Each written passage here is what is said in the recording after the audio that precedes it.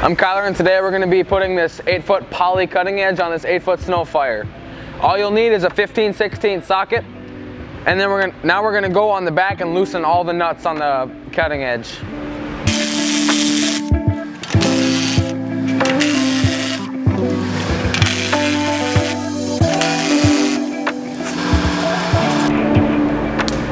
Bye.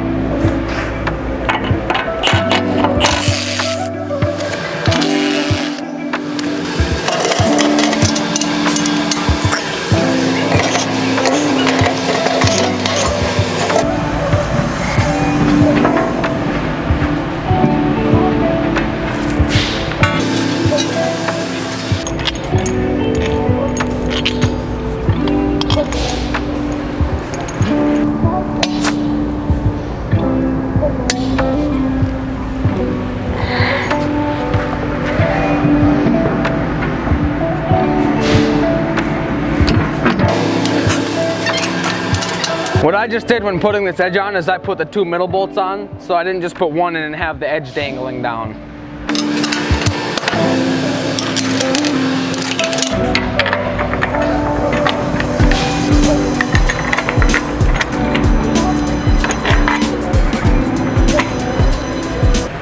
So when putting your edge on, you'll notice that you'll have an angle down here. You're going to want to make sure that the longest part of the edge, so the bottom of the angle, is facing in front of you. You'll also have a poly support, and you're going to want to make sure that you put this on the outside, just like I did.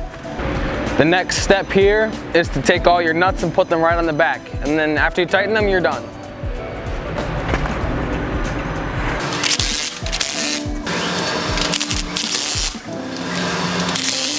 So when you tighten all your nuts, you're going to want to make sure that you don't do it too tight so that you warp your whole edge.